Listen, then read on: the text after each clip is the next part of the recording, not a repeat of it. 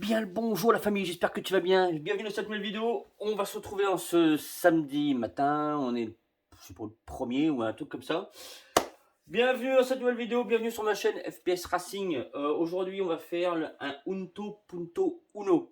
Alors, c'est un moteur qui a été au début prévu pour moi. Attends, j'ai des copains qui m'écrivent. Bon, il me dit non, je sais pas. Bon, je sais pas. Un Unto Punto Uno qui était à la base prévu pour moi.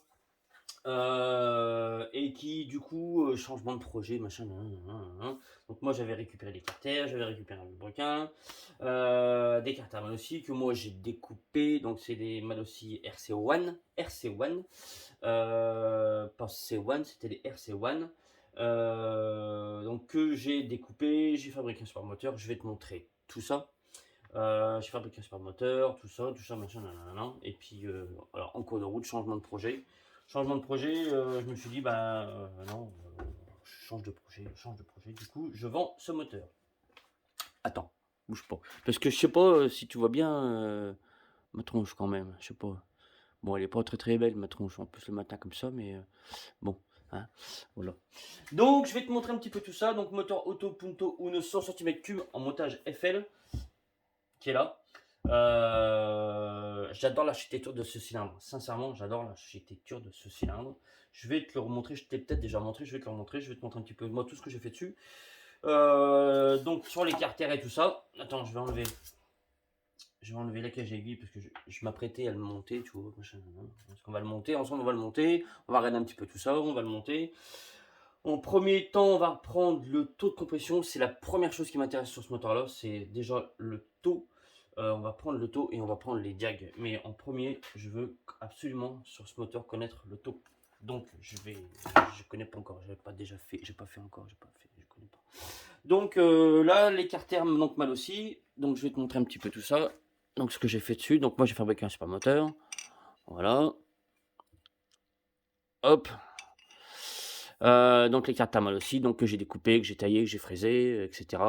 Là, j'ai fait des petites encoches ici pour pouvoir mettre un support pour pouvoir du coup mettre un support pour ressort ou vérin. Voilà, voilà.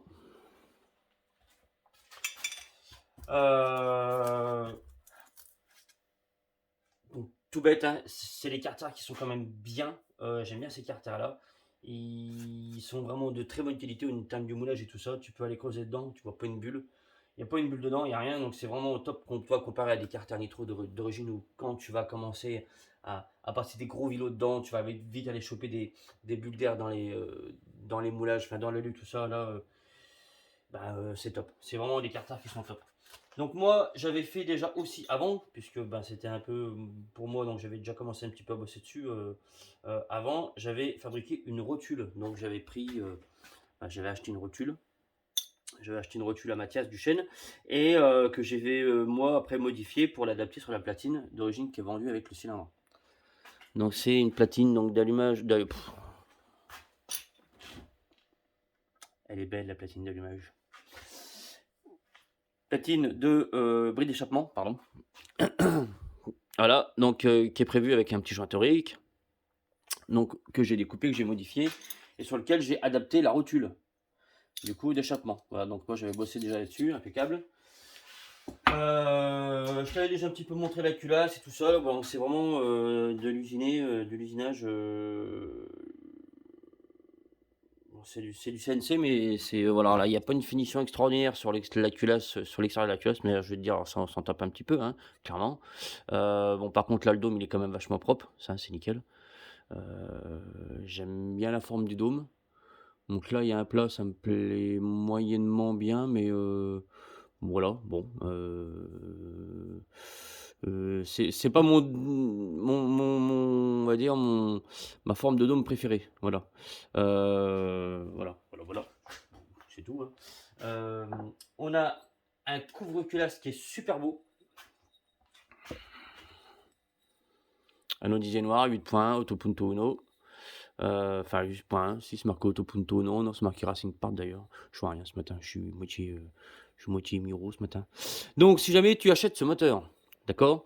Là, tu viens mettre ta sonde, de température de flotte. Comme tu peux voir, c'est bouché. Ce qu'il faut que tu fasses, c'est que tu vois, tu as un petit trou là, un petit machin là, donc tu perces, ça tu perces, tu le perces, tu le perces et comme ça permet à l'eau de directement d'aller tomber sur la sonde. Parce que alors, pourquoi c'est pas fait à la base? Ouais, il doit y avoir une raison que je connais pas. Sincèrement, je vois pas. Je sais pas. Donc toi, si jamais tu acquiers ce cylindre-là, tu perces ce petit trou-là pour que l'oreille aille sur la sonde.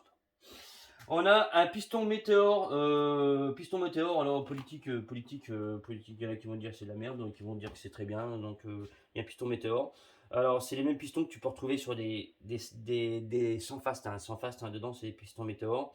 Euh, Voilà, c'est le même diamètre, voilà, c'est exactement les mêmes pistons que tu peux mettre dans un sans fast FLR ou un sans fast normal, hein, d'ailleurs, hein. Ou même un Stage 6 RT en 100 cm3. C'est exactement les mêmes choses. Les Stage 6 RT sont livrés avec des pistons Vertex. Ou si jamais tu as ce genre de moteur, un sans fast ou un autopunto Uno ou un autre chose, machin, tu veux changer de piston, tu peux aussi aller chercher directement, donc chez Vertex. Le piston, ce sont des pistons de 105 SX, donc KTM 105 SX. Voilà, pour information. La pièce maîtresse, c'est le cylindre. Alors après, moi j'adore déjà les cylindres à booster. Donc là, on a un beau cylindre à booster. Donc j'avais, moi déjà, après, tu vas avoir un petit trou au feutre dedans, parce que j'avais déjà commencé à regarder un petit peu comment je voulais faire, machin, dedans, pour le préparer. Mais là, je le monte stock. En premier, la personne, c'est son premier hybride. Donc déjà, il commence à taper dans le très lourd, tu vois. Donc c'est son premier hybride. Donc on va déjà monter tout ça stock. On va déjà le mettre au point comme ça, stock. Donc moi, je vais rester derrière la personne pour mettre tout ça au point parce que c'est les moteurs, c'est pas petit monde, ça marche. Ça, c'est de la flûte, que ça soit ça ou n'importe quel moteur. C'est pas tu montes, ça marche. Non, même un fast, on dit tu montes, ça marche. Un 70 fast, si tu le montes bien, tu mets les bonnes petites choses, ça marche assez facilement. C'est tout. Bon, j'en ai jamais eu, mais j'ai pu voir assez de choses et me rendre compte d'assez de choses pour que, voilà, pour savoir qu'un 70 fast, tu le montes, un 100 fast, ça se passe pas comme ça, se passe pas comme ça. Non, non. Donc, enfin bref, moi j'adore ce cylindre. Donc j'adore les architectures déjà d'échappement à booster. Là, on a un bel échappement énorme, vraiment très gros en termes d'échappement. Je te montre. L'échappement, il est juste monstrueux. Voilà. L'échappement, il est énorme, vraiment énorme. Les boosters sont, je trouve, un peu petits, mais on a déjà un échappement qui est déjà extrêmement gros. Mais quand même, les boosters, pour moi, sont un petit peu petits. Voilà, peut-être que dans le futur, je retravaillerai pas mal de choses, dont les boosters ici, dont les boosters à l'intérieur, pour les faire arriver jusqu'au bout là, ici, là. Ouais, complètement. Complètement, complètement, complètement. Alors après, sur, l'embase, j'adore l'embase. Elle est bon, alors c'est du FL, hein, mais j'adore la forme de l'embase. Heu, je sais pas si tu pourras voir sur le transfert arrière. Je vais te faire une petite, une mise au point. Si tu vois le transfert arrière à l'intérieur ici là, tu peux voir une espèce de double courbe, d'accord? Je sais pas si tu vois bien. Alors en fait, même là tu peux voir, tu vois, il y a une double courbe au niveau du transfert arrière. Alors, je sais pas ce que ça peut apporter, mais c'est quand même intéressant de voir ce genre d'architecture. En fait, c'est comme si on avait une piste ici, donc à l'arrière, qui était plus courte que celle-ci. Alors, ça a forcément une influence, hein, dans le fonctionnement, alors bonne ou moins bonne, hein. Mais je trouve ça quand même hyper intéressant. Là, ça c'est quelque chose puis j'aime bien comprendre comment les choses fonctionnent. Ouais. Bref, j'adore l'architecture de ce cylindre. Vraiment, il est chouette. Par contre, il est assez lourd. Le Nikkasi, il est plutôt de très bonne qualité. Vraiment, voilà, je t'ai pas montré après à l'intérieur ici, là. Alors, on a un aspect, je vais juste te faire une mise au point, un aspect granuleux partout. Au niveau donc de l'admission, des transferts, tout ça, de l'échappement, tout ça, tu vois, c'est assez granuleux aussi. Alors dans l'admission, tout ça, je te dirais c'est très très bien. Tu prends du LMR, on a la même, les mêmes aspérités sur un LMR. L'échappement, le fait qu'il soit granuleux, alors on dit toujours que quand c'est poli, c'est mieux. Oui, c'est mieux quand c'est plus lisse, quand c'est machin. Voilà. Donc là, mais c'est pareil, on va le laisser comme ça. Et on verra par la suite dans l'avenir hein, ce qu'on fera avec ce. Sinon, on va déjà le faire fonctionner comme ça, le mettre au point comme ça. Et puis c'est tout. Donc le piston, on a aussi un joli segment. C'est mieux d'avoir un segment. Alors sur tous les segments, tu auras une petite lettre. Je sais pas si tu la vois, la petite lettre là, on a un petit N. D'accord. Alors, tu auras cette petite lettre que sur une seule face du segment. Et la petite lettre, voilà, c'est un petit indice, tu vois. Toujours la petite lettre, alors tu vas avoir un petit N ou alors autre chose, je ne me rappelle plus ce qu'on peut avoir comme lettre. Toujours en haut, toujours en haut. Tu montes ton segment, hop, tu fais ça, bah, t'as vu, ça va pas marcher. Hein. T'as vu, j'ai voulu faire le malin et puis ça va pas marcher. Donc toujours la petite lettre en haut, en haut, en haut. Donc là, on va prendre le taux de compression. C'est voilà. Je vais absolument connaître le taux de compression sur ce moteur-là.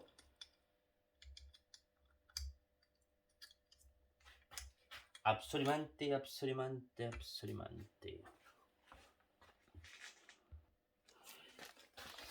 Donc le moteur est aussi livré avec une pochette de joints complète.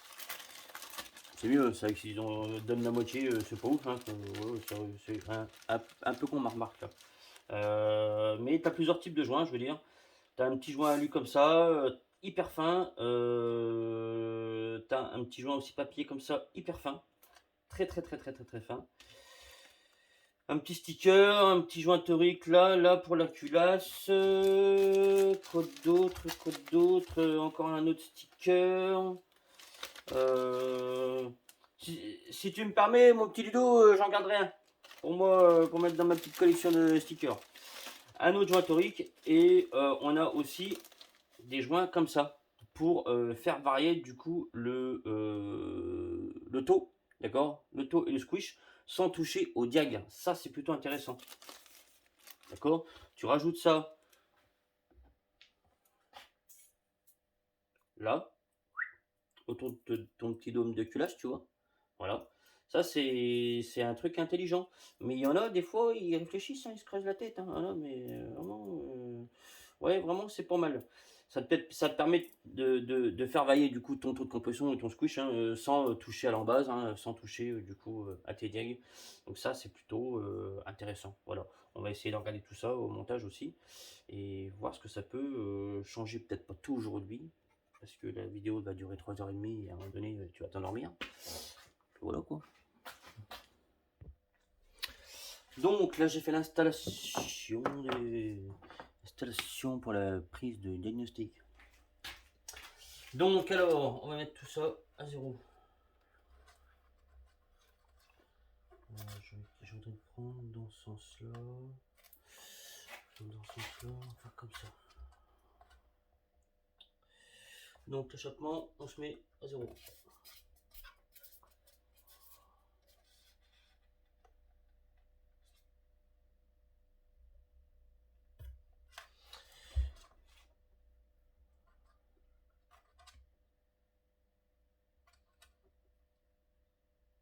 Et je fais la grimace, tu te fous pas de ma gueule là. Hop. Donc on est à 193 échappements. 193 l'échappement. Les boosters sont au même niveau. dans tous les cas. Dans tous les cas, les boosters sont au même niveau. Qu'est-ce que j'ai fait? Elle est là. Les boosters sont un poil plus bas. On va prendre les boosters.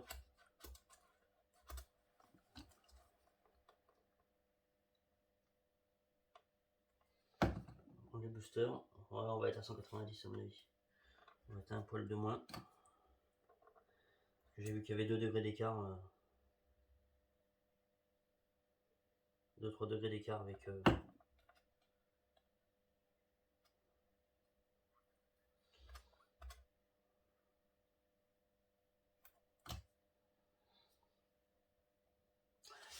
190, il y a 190 au booster et 193 à l'échappement. On va prendre maintenant les latéraux. Donc là, on est à peu près tous sont à peu près au même niveau. Alors là-dessus, j'y ai collé le plus petit joint, le joint le plus fin. Donc on va prendre tout ça. Ouais, tout ça. J'ai pas mis dans le sens que je voulais y mettre. Du coup, faut que je refasse un demi-tour.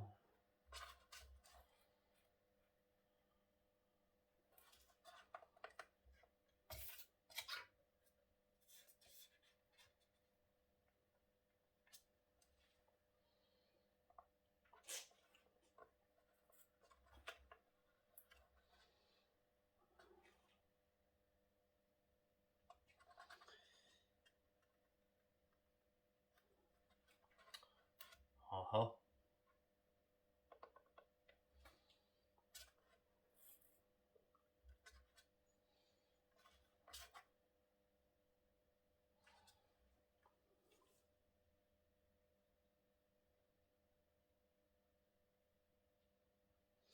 On est à 125 à l'admission.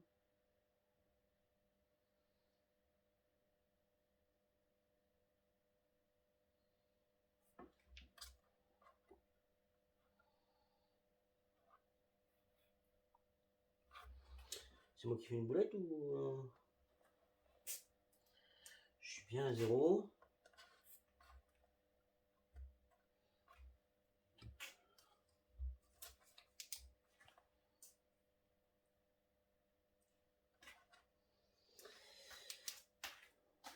« 125. Ça va pas du tout. Ça va pas du tout.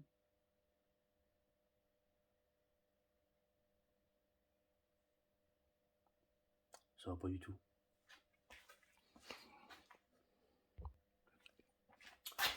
Donc là, ce qu'on fait, c'est qu'on se prend le squish tout de suite. Moi, j'ai mis un petit fil d'état à l'intérieur. Et on va voir déjà tout de suite ce qu'on trouve comme squish. Le squish. Et ça va nous donner déjà une indication pour le reste. Tu vois ce que je veux dire? Parce que là, on n'a pas beaucoup de diag au niveau de l'admission parce qu'on a peut-être aussi un cylindre qui est peut-être trop bas. Tu vois ce que je veux dire? Il est peut-être juste trop bas. Donc on va prendre le squish tout de suite. Si on arrive à le prendre.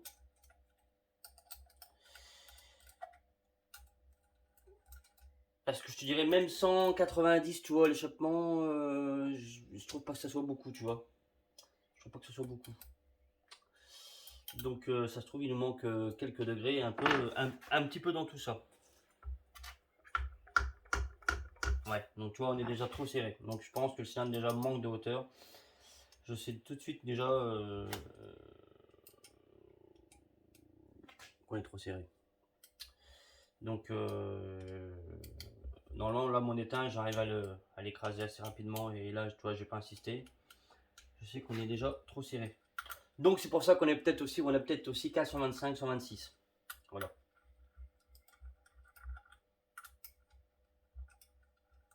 À mon avis, le problème il est là. Donc on va prendre, après, on va faire...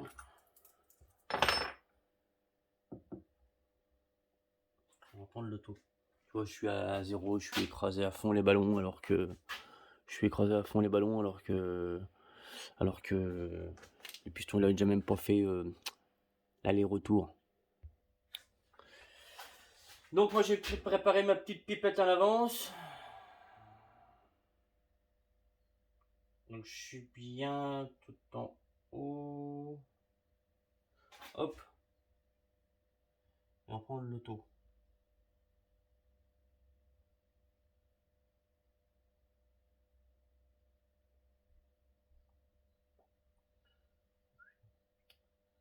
On va fermer tout ça, on va regarder si je suis bien. On prend mon haut. Hop.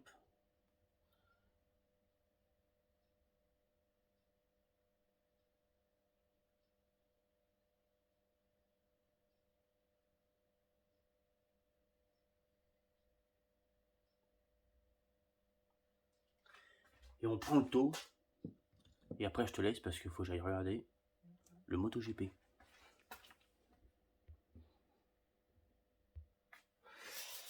Donc moi la petite pipette elle est finie.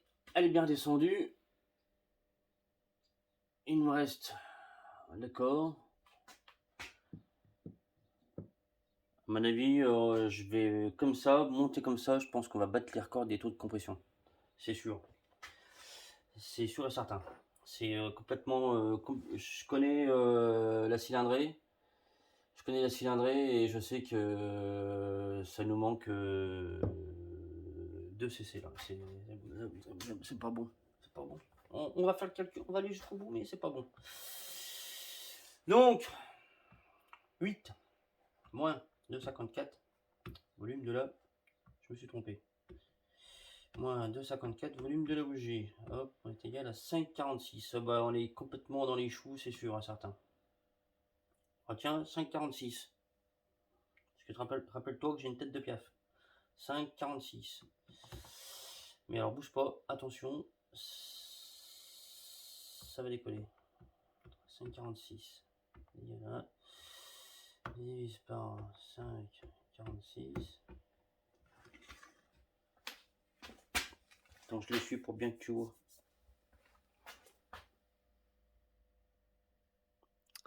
Donc, je comprends pourquoi on a des diag aussi bas. Donc voilà, ça sera tout pour aujourd'hui pour ce moteur-là. On continuera peut-être demain matin. On continuera peut-être demain matin. De bonne heure. Donc voilà pourquoi on a des diag du coup assez bas. On a un cylindre qui est beaucoup lui trop tassé. Donc il va falloir qu'on remette du joint de tout ça. Alors après je suis pas adepte non plus de mettre 50 000 épaisseurs de joint. Voilà.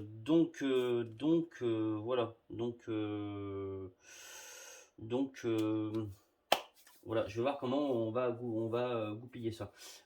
Sachant que c'est un moteur que j'aimerais emmener à un taux d'environ 14, 14,5, tu vois, pas plus.